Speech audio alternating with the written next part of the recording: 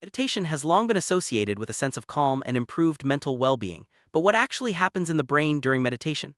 Recent neuroscience research is uncovering fascinating links between meditation practices and changes in brain function, particularly in areas involved in attention, emotion, and motivation. This video will explore a new study focusing on Sahaja Yoga Meditation and its effects on the striatum, a key brain region involved in cognitive and emotional processes. We'll see how meditation can alter brain connectivity, potentially leading to long-term benefits for attention and self-control.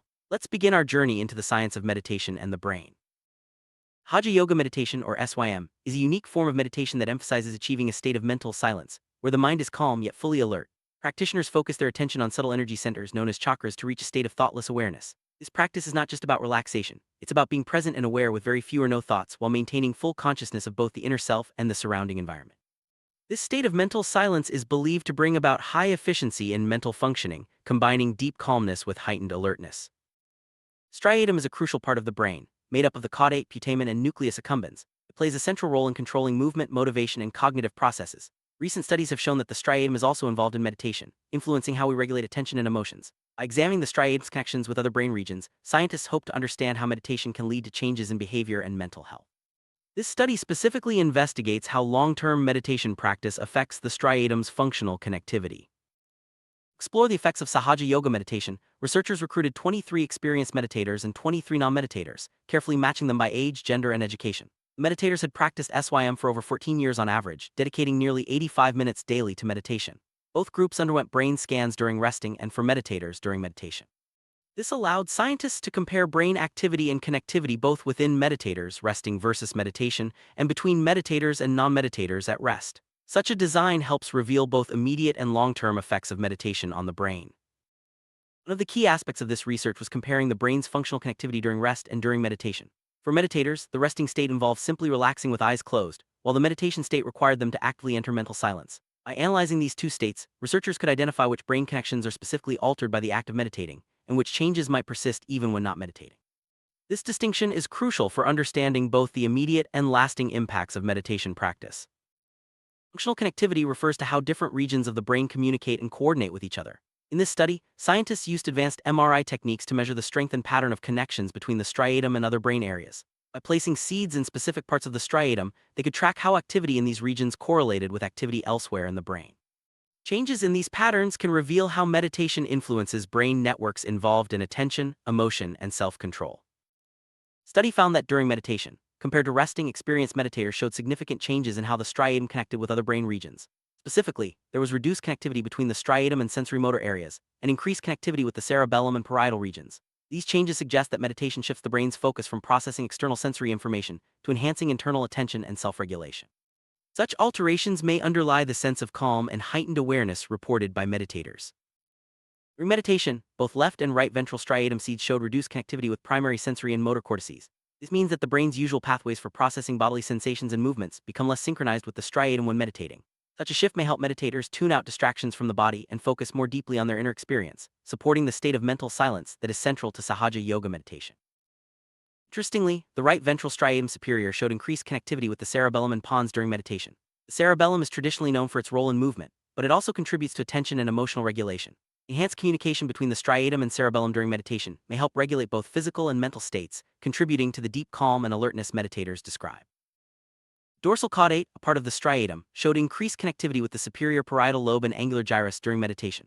These parietal regions are key players in attention and goal-directed behavior. The enhanced connection suggests that meditation strengthens the brain's ability to focus and orient attention, which may explain why long-term meditators often report improved concentration and mental clarity. Another finding was that the ventral rostral putamen showed reduced connectivity with the inferior parietal lobe during meditation. The inferior parietal region is part of the default mode network, which is active during mind-wandering and self-referential thoughts. By weakening this connection, meditation may help reduce distractions and mind-wandering, allowing practitioners to remain present and focused.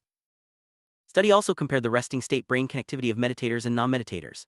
Even when not meditating, experienced practitioners showed reduced connectivity between the left ventral striatum and the mid-cingulate cortex. This pattern was linked to better performance on tasks requiring cognitive control, suggesting that long-term meditation practice can lead to lasting changes in the brain that support self-control and reduce susceptibility to distraction. Measure cognitive control. Participants completed the Simon task, which tests the ability to ignore irrelevant information and focus on the task at hand. Meditators showed a reduced interference reaction time effect, meaning they were better at filtering out distractions. This improvement was correlated with the observed changes in striatal connectivity, highlighting a direct link between meditation-induced brain changes and real-world cognitive benefits.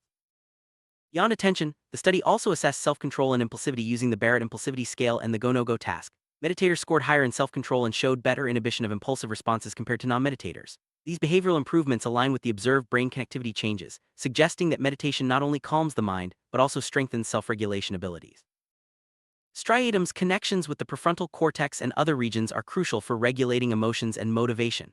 Meditation appears to strengthen these pathways, supporting better emotional balance and resilience. This may help explain why long-term meditators often report greater equanimity and reduced emotional reactivity in daily life. Cerebellum, once thought to be mainly involved in movement, is now recognized as a key player in cognitive and emotional processes.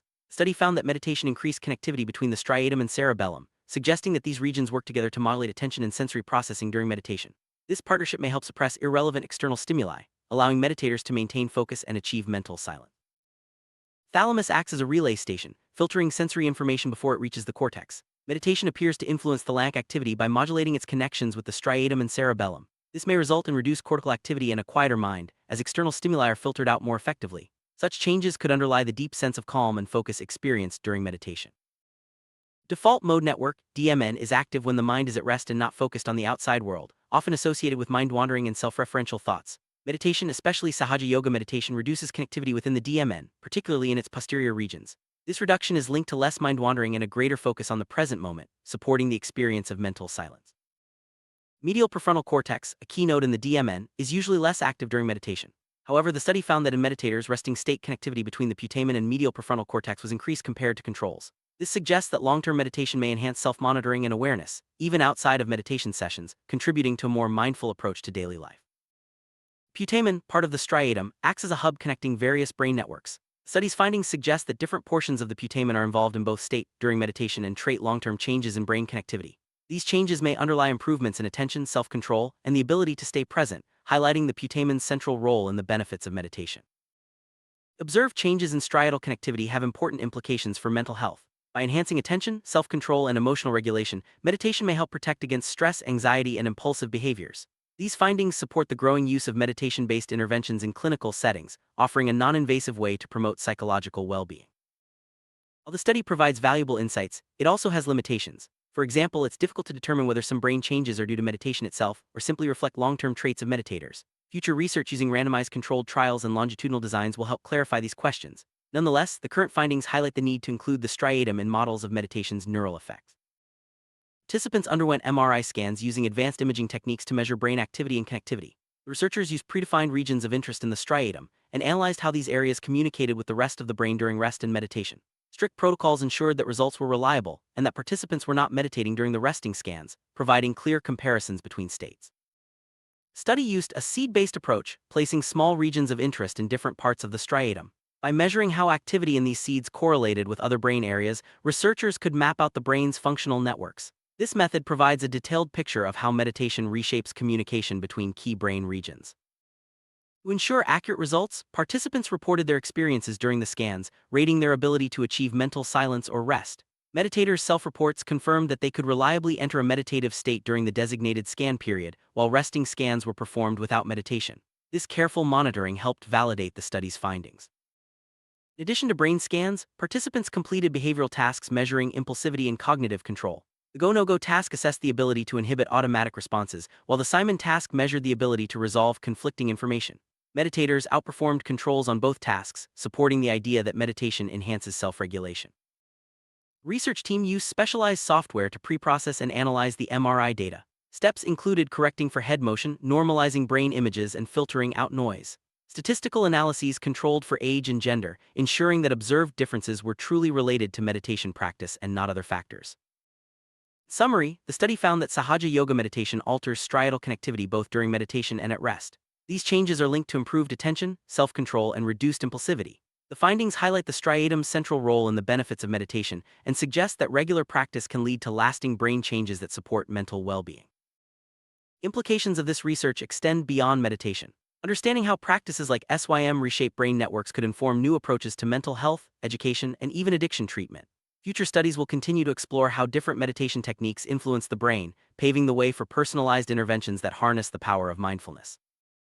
Meditation is more than just a relaxation technique. It's It's a powerful tool for reshaping the brain and enhancing mental health.